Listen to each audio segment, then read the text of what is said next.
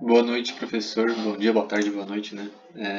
Esse vídeo vai servir como apresentação do nosso projeto de curso, onde foi solicitado que a gente fizesse um programa para fazer a leitura e cálculo dos dígitos verificadores de CPFs de CNPJs que foram disponibilizados através de uma base lá no mundo.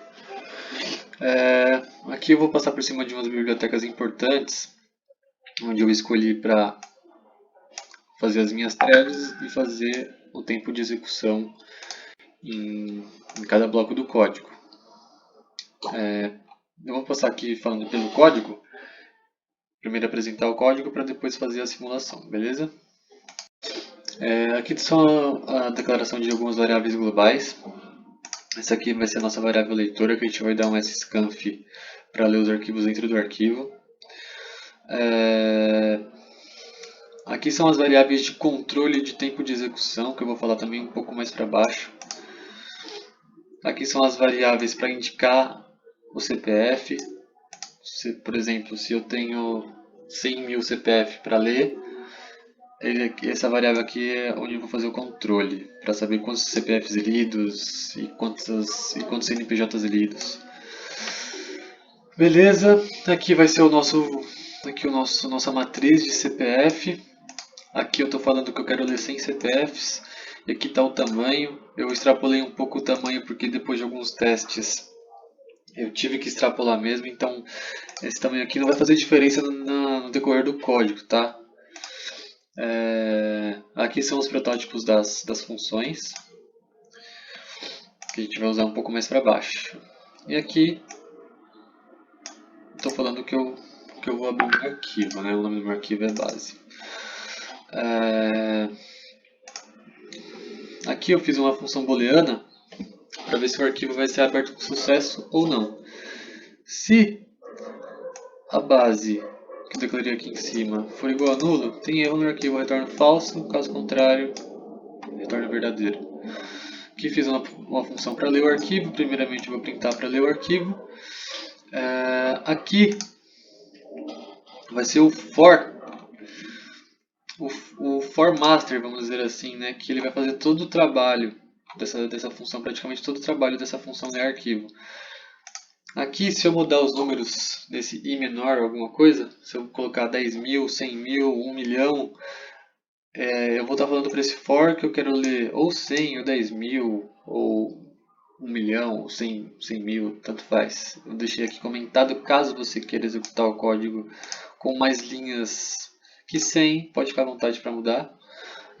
Aqui o fscanf, como eu falei aqui em cima, que eu vou pegar a base e vou adicionar tudo que tiver nessa base no meu vetor leitor, declarado aqui em cima.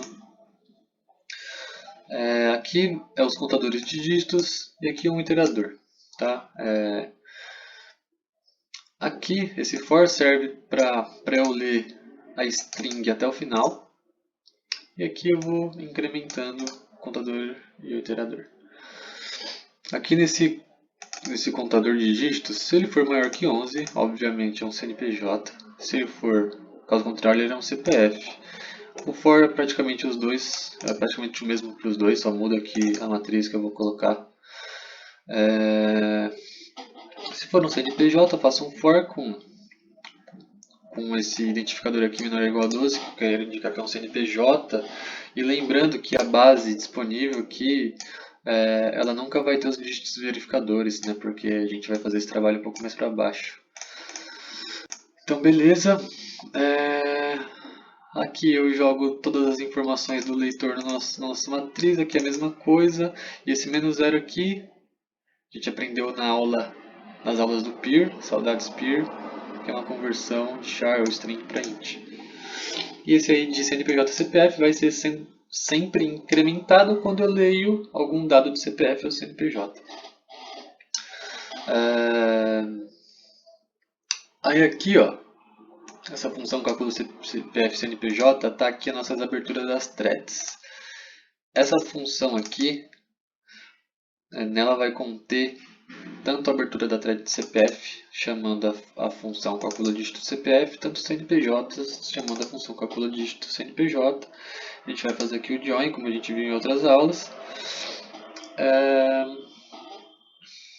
E aqui, ó, eu já vou printar os CPFs com os dígitos verificadores que serão calculados aqui na calcula dígito CPF e a calcula dígito CNPJ.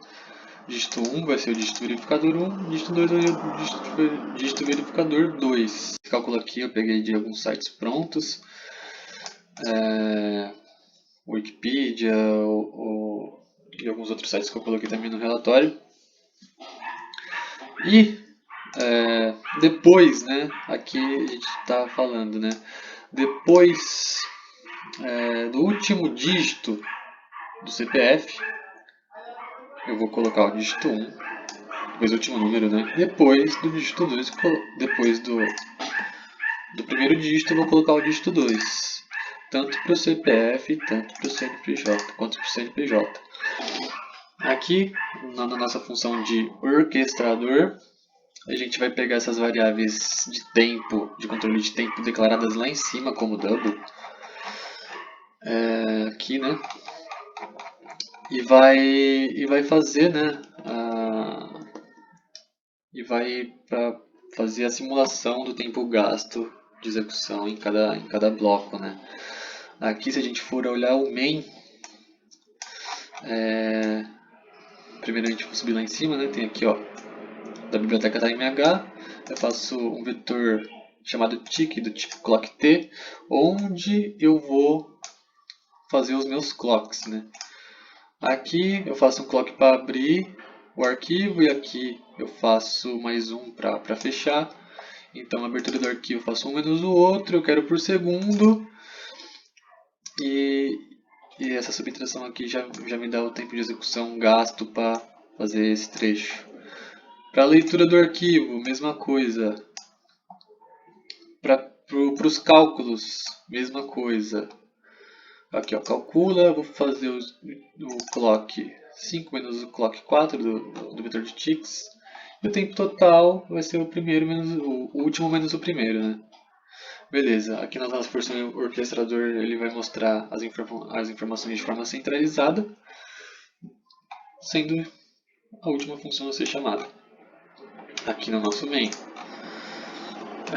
Então eu vou falar o tempo gasto na abertura, vou chamar esse cara aqui, na leitura vou chamar esse cara aqui, para calcular eu vou chamar esse cara aqui, o tempo total é esse cara aqui. Quantidade total de CPFs lidos vai ser aquele ID CPF CNPJ que a gente sempre dá um mais quando vai contar aqui, né? E o total vai ser a soma dos dois. Total linhas analisadas. Cadê o total linhas analisadas? Vamos dar um Ctrl F aqui.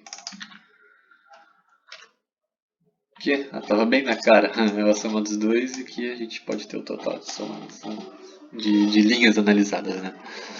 Então é isso. Essa foi a apresentação. Então vamos rodar o código